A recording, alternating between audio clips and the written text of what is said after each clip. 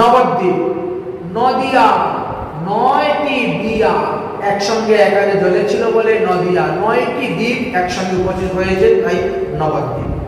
তাহলে মহাপ্রভু যেখানে জন্মগ্রহণ করেছে তাকে আমরা পন্তদ্বীপ বলা হয়। পন্তদ্বীপের পরে গুদ্রুম দ্বীপ আছে, মধ্যদ্বীপ আছে, কুলদ্বীপ আছে, ঋতুদ্বীপ আছে, জন্মদ্বীপ আছে, মধুদ্রম দ্বীপ আছে, রুদ্রদ্বীপ আছে, সীমান্ত দ্বীপ আছে। এই 9টি দ্বীপকে বলা হয় নবদ্বীপ। বর্তমানে এই 9 দ্বীপের পরিক্রমা চলতেছে। বিভিন্ন হাজার হাজার ভক্তগণ বিভিন্ন স্থানে এসে এই নবদ্বীপে পরিক্রমা করতেছে। এই নবদ্বীপ ধামের তত্ত্ব প্রকাশ করতে গিয়ে বললেন, এক হলো ধাম তত্ত্ব আর এক হলো লীলা তত্ত্ব। ধাম তত্ত্ব সত্যযুগে বদ্রীনাথ, ত্রেতা যুগে রামেশ্বর, দ্বাপর যুগে জগন্নাথ, দ্বাপর যুগে দ্বারকা ধাম, আর কলি যুগে জগন্নাথ ধাম তত্ত্বের দিকে বিচার করলেন। লীলা ধামের মধ্যে বৃন্দাবন ধাম, নবদ্বীপ ধাম, নীলাচল ধাম, এই 3টি বলেন। এই জন্য এই 3টি ধামকে অভিন্ন স্বরূপে আমাদেরকে দেখতে হয়। ব্রজলীলার চরম পরিণতি হলো এই গৌরলীলা, বৃন্দাবন লীলার চরম পরিণতি হলো এই গৌরলীলা। তাই বলছেন ব্রজের খেলা ছিল দৌড়াদৌড়ি, আর নৈদের খেলা হলো ধুলায় গোড়াগড়ি। ব্রজের খেলা ছিল বংশীর গান, নৈদের খেলা হলো কেবল হরিনাম। ব্রজের খেলা ছিল বন ভ্রমণ, আর নৈদের খেলা হলো কেবল নাম সংকীর্তন রুদন। তাই হরিনাম কীর্তন করে করে তারা রুদন করে থাকে। মহাপ্রভু অবতীর্ণ হয়েছিলেন আমরা সবাই জানি যে 1400-700-কে, অর্থাৎ বাংলায় যদি আমরা হিসাব করি তাহলে 892 বঙ্গাব্দে 23শে ফাল্গুন শনিবারে তিনি অবতীর্ণ হয়েছিলেন। পূর্ণিমা ছিল, সিংহ রাশি সিংহ লগ্নে সন্ধ্যা সময়ে তিনি আবির্ভাব হয়েছিলেন। মহাপ্রভুর পিতার নাম হলো জগন্নাথ মিশ্র, মাতার নাম ছিল সচী দেবী। তিনার একটা বড় ভাই ছিল, ভাইয়ের নাম ছিল বিশ্বজিৎ। তিনি শিক্ষাগুরু রূপে গ্রহণ করেছিলেন গঙ্গাদাস পণ্ডিতকে, দীক্ষাগুরু রূপে গ্রহণ করলেন ঈশ্বরপুরীকে, আর সন্ন্যাস গুরু রূপে গ্রহণ করলেন ভারতী গোসাইকে। 48 বছর তিনি ধরাধামে লীলা করলেন, তারপর জগন্নাথপুরীতে তিনি অন্তর্ধান হয়েছিলেন। এই যে পঞ্চতত্ত্বের মধ্যে মহাপ্রভু হলেন শিরোমণি। তারপরে আসলেন নিত্যানন্দ প্রভু। নিত্যানন্দ প্রভু কিন্তু মহাপ্রভু থেকে 12 বৎসরের বড় ছিলেন। নিত্যানন্দ প্রভু তিনি 880 বঙ্গাব্দে মাঘ মাসের শুক্লপক্ষের ত্রয়োদশীতে মধ্যাহ্নকালে আবির্ভাব হয়েছিলেন। এই জন্য গৌড়ীয় বৈষ্ণব যারা, তাদেরকে নিত্যানন্দ জয়ন্তী পালন করতে হয়, নিত্যানন্দ ত্রয়োদশীতে ব্রত থাকতে হয়। তিনার পিতার নাম ছিল আড়াই পণ্ডিত বা মুকুন্দ বাউরি বা আড়াই ভোজা। মাতার নাম ছিল পদ্মাবতী দেবী। নিত্যানন্দ প্রভুর মাতা পিতামহের নাম ছিল মুরারি ভোজা। যাই হোক, নিত্যানন্দ প্রভু ছিলেন সকলের বড়। নিত্যানন্দ প্রভুর আরো অনেকগুলো ভ্রাতা ছিল, আরো 6 জন ভাইয়ের নাম জানা যায়। কৃষ্ণানন্দ, সর্বানন্দ, ব্রহ্মানন্দ, পূর্ণানন্দ, প্রেমানন্দ, বিশুদ্ধানন্দ, এইভাবে জানা যায়। নিত্যানন্দ প্রভু 12 বৎসরে গৃহত্যাগ করলেন। তীর্থ ভ্রমণ করতে করতে 13 বৎসর বয়সে লক্ষ্মীপতির নিকট থেকে দীক্ষা নিলেন। 32 বৎসর বয়সে তিনি বৃন্দাবনে গেলেন। সেখানে যাওয়ার পরে বৃন্দাবনে বৃক্ষলতাগণ বললেন যে তুমি চলে যাও, নবদ্বীপে মহাপ্রভু এখন প্রকাশ হবে। তাই 32 বৎসর বয়সে নিত্যানন্দ প্রভু নবদ্বীপে এসেছিলেন। মহাপ্রভুর সঙ্গে মিলন হয়েছিল, তার আগে মিলন হয় নাই। এবং কাজী উদ্ধার, জগাইমাদাই উদ্ধার, সন্ন্যাস গ্রহণ থেকে আরম্ভ করে সমস্ত লীলার সহায়তায় নিত্যানন্দ প্রভু ছিলেন। নিত্যানন্দ প্রভু তিনি 68 বৎসর পর্যন্ত ধরাধামে ছিলেন, থেকে লীলা করেছেন। আর তারপরে তিনার সেবিত বিগ্রহ একচক্রা গ্রামে যে ছিলেন বঙ্কিমদেব, সেই বিগ্রহে প্রদর্শন হলেন। মহাপ্রভু যেমন জগন্নাথে অদর্শন হলেন, নিত্যানন্দ প্রভু বঙ্কিমদেবীতে অদর্শন হয়েছিলেন। এবার অদ্বৈত প্রভু। অদ্বৈত প্রভু কিন্তু সদাশিব এবং মহাবিষ্ণু দুটার মিলিত তত্ত্ব। অদ্বৈত প্রভু অদ্বৈত প্রভু হলেন সবার আগে ভগবান। তিনি 840 বঙ্গাব্দে মাঘ মাসের শুক্লপক্ষের সপ্তমীতে জন্মগ্রহণ করেছিলেন। অর্থাৎ মহাপ্রভু থেকে তিনি 42 বৎসরের বড় ছিলেন। মহাপ্রভু থেকে 42 কি 52 বৎসর বড় ছিলেন। 52 বৎসরের বড় ছিলেন মহাপ্রভু থেকে অদ্বৈত প্রভু। আচ্ছা, অদ্বৈত প্রভুর জন্ম হয়েছিল কিন্তু লাহোর পরগনা, তখন ওটা এখন যাকে বাংলাদেশ বলা হয় তখন সেটার নাম ছিল লাহোর পরগনা। শ্রীহট্ট এখন বিভাগ এবং উপজেলা করেছে তাহিরপুর, জেলা হলো সুনামগঞ্জ। যাই হোক, সেখানে নবগ্রাম নামে একটি গ্রাম আছে, সেই গ্রামে অদ্বৈত প্রভু আবির্ভাব হয়েছিলেন। পরবর্তী সময়ে তিনি শান্তিপুরে চলে আসেন। অদ্বৈত প্রভুর পিতার নাম হলো কুবের পণ্ডিত, দাদুর নাম ছিল নৃসিংহ আচার্য, মাতার নাম ছিল নাভা দেবী। 850 বঙ্গাব্দে অর্থাৎ অদ্বৈত প্রভুর বয়স যখন 10 বছর, তখন ওই স্থান ত্যাগ করে শান্তিপুরে আসেন। আর শান্তিপুরে আসার পরে তিনি কিছুদিন বসবাস করেন। তিনার বয়স যখন 15 বছর, তখন তার মা বাবা মারা গিয়েছিলেন। আর মা বাবার উদ্দেশ্যে বয়াতে শান্ত করতে কীর্ত ভ্রমণে বেরিয়েছিলেন এবং বহু বছর তিনি কীর্ত ভ্রমণ করতে করতে বৃন্দাবনে গিয়েছিলেন। বৃন্দাবনে যাওয়ার পরে তিনার নিকটে মদন মোহন, মদন গোপাল প্রকট হয়েছিলেন। 57 বছর বয়সে ব্যক্তি বিবাহ করলেন অদ্বৈত প্রভু। বিবাহ করার পরে তিনার 6টি পুত্র সন্তান হয়েছিল। মাধবেন্দ্র পুরীর কাছ থেকে তিনি দীক্ষা গ্রহণ করেছিলেন। 125 বছর গড়াধামে থাকার পরে তিনি মদন গোপালেতে লীন হয়েছিলেন। এইবার আসলেন গদাধর পণ্ডিত। গদাধর পণ্ডিত হলেন রাধারানী। তিনি 894 বঙ্গাব্দের বৈশাখ মাসের মাধবী পূর্ণিমাতে জন্মগ্রহণ করেন। মহাপ্রভু থেকে 2 বছরের ছোট গদাধর পণ্ডিত। জন্মস্থান তিনার নবদ্বীপে এবং বেলেটি গ্রামেতে তিনি 12 বছর পর্যন্ত ছিলেন। পিতার নাম মাধব মিশ্র, মাতার নাম হল রত্নাবতী। 13 বছর বয়সে তিনি নবদ্বীপে আসেন এবং অবস্থান করেন। মহাপ্রভু সমস্ত লীলার সঙ্গে তিনি ছিলেন, জগাই মাদের উদ্ধার থেকে আরম্ভ করে সন্ন্যাস এবং মহাপ্রভু অগ্রগত পর্যন্ত। এবার আসলে শ্রীবাস পণ্ডিতের কথা। শ্রীবাস পণ্ডিত কিন্তু বর্তমান বাংলাদেশের শ্রীহট্টের বিয়ানীবাজার নামের একটি স্থান আছে, বনি পণ্ডিত পাড়াতে তিনি জন্মগ্রহণ করেছিলেন। পিতার নাম ছিল জলধর পণ্ডিত, মাতার নাম ছিল কামিনী দেবী, স্ত্রীর নাম ছিল মালিনী দেবী, শাশুড়ির নাম ছিল মালতী দেবী এবং তিনার বিদ্যাগুরু ছিলেন শ্রী রাম বাচস্পতি।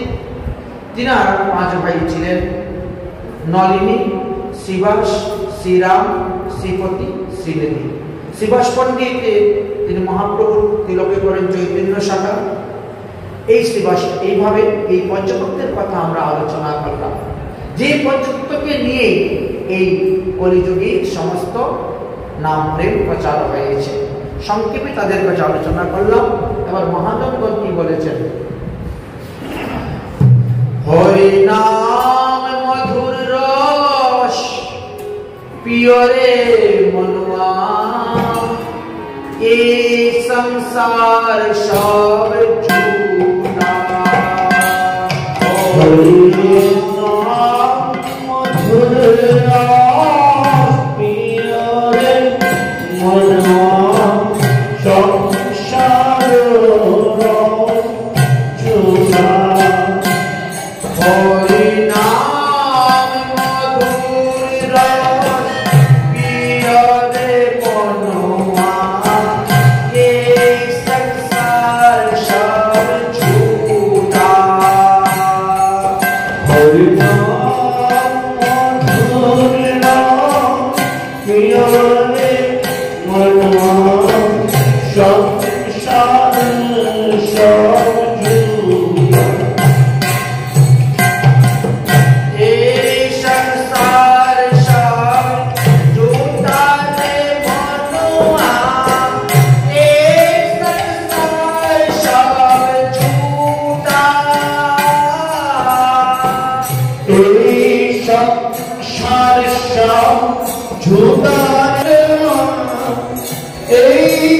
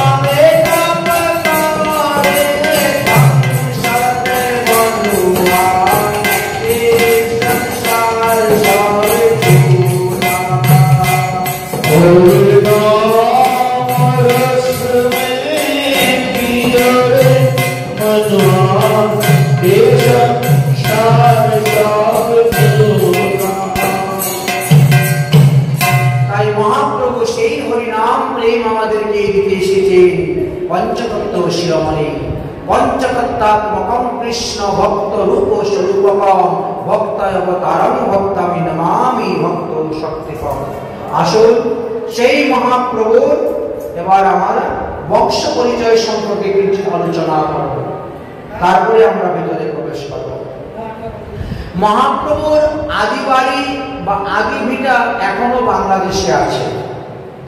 বর্তমান বাংলাদেশের শ্রীহট্ট জেলার অন্তর্গত ঢাকা দক্ষিণ নামক স্থানেতেই জগন্নাথ মিশ্র বাস করতেন। জগন্নাথ মিশ্র সদাচারী ব্রাহ্মণ ছিলেন এবং সুপণ্ডিত ছিলেন।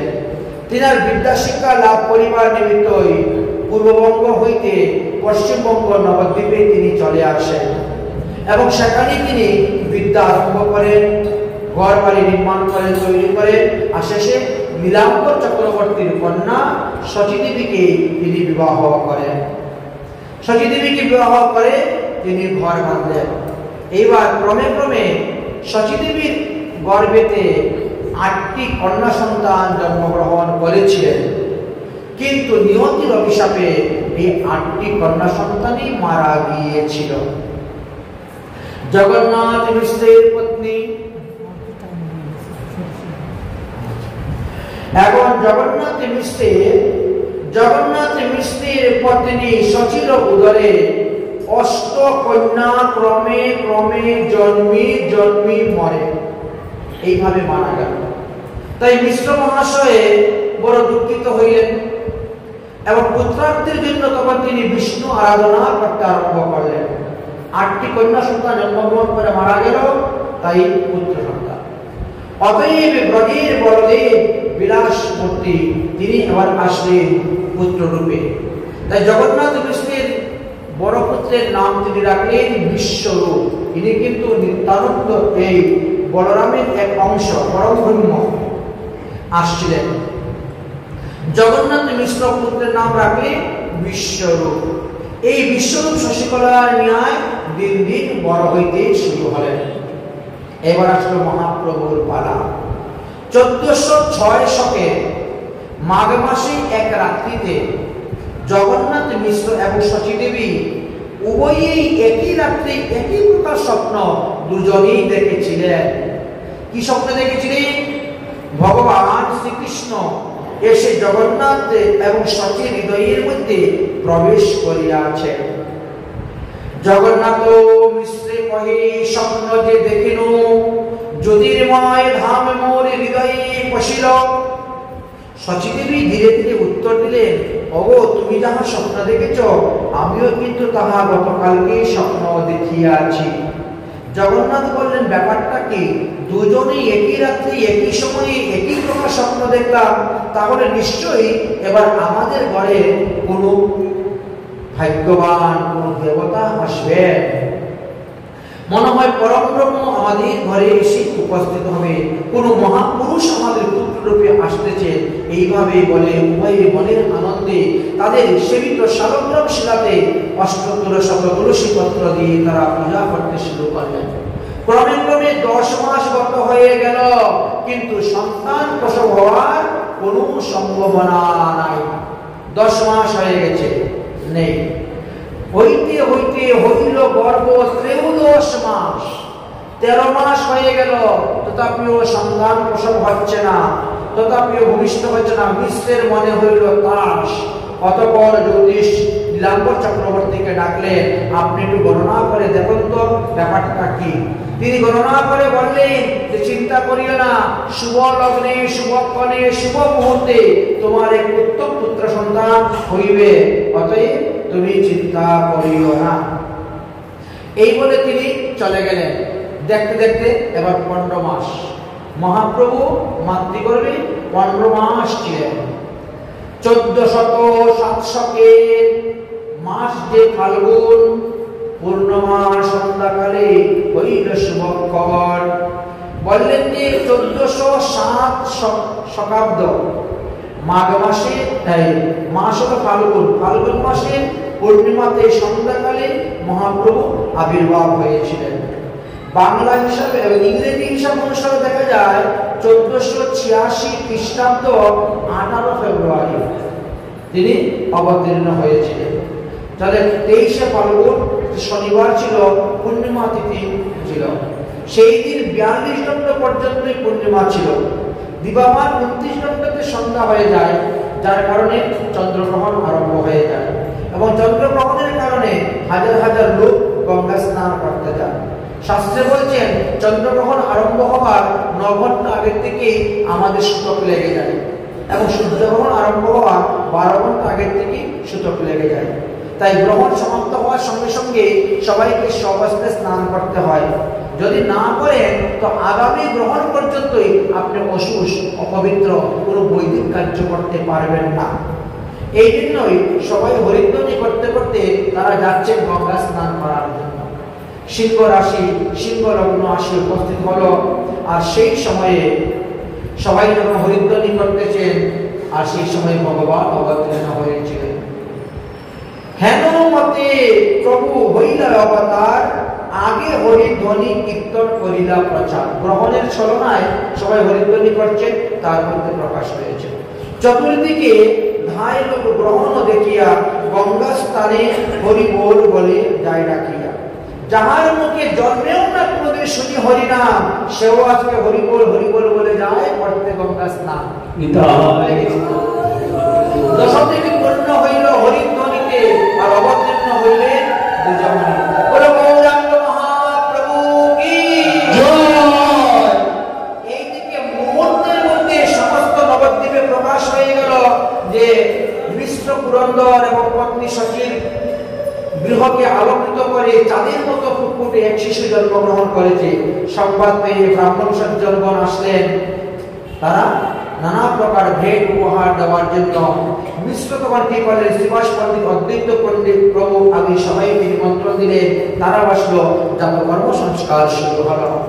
আমাদের মহাজনগণ বলছেন, ফাল্গুন পূর্ণিমা তিথি শুভ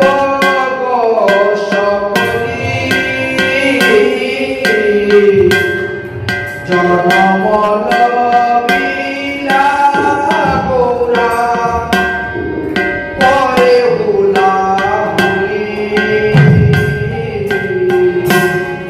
জনমল বিলা গোরা পরে হুলা হুলি।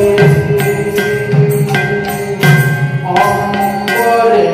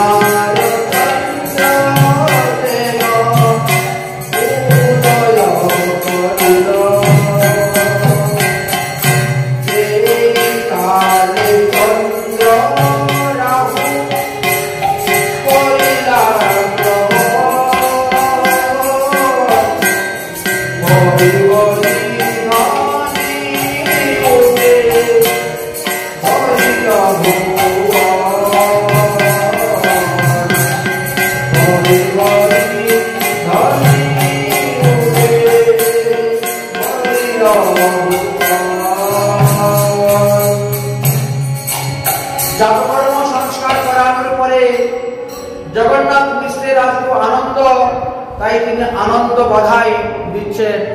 অর্থাৎ যারা যারা আসছে সবাইকে তিনি কি করছে, নানা রকম দ্রব্য উপহার দিচ্ছেন, অনেক অর্থ টাকা পয়সা তিনি লুট দিচ্ছেন, আর লুট দিয়ে আনন্দ উৎসব করতেছেন। জগন্নাথ মিশ্রের ঘরে আনন্দ বাধাই, আনন্দ বাধাই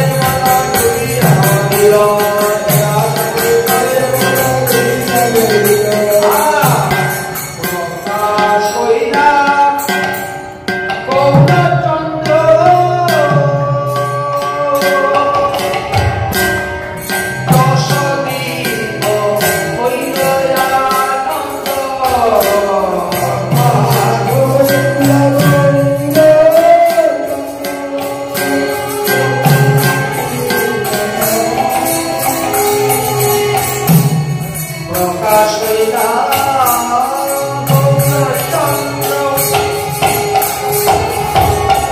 আজ মহাপ্রভুকে প্রকাশ হইলে দশদিন আনন্দে কোলাহল হয়ে উঠে গেল। তাই সমস্ত দেবগণ নররূপ দেবীগণ নারীরূপ ধারণ করে মহাপ্রভুকে দর্শন করতে আসলেন। আর এসে সবাই দর্শন করে আনন্দ উপহার দিয়ে যাচ্ছে।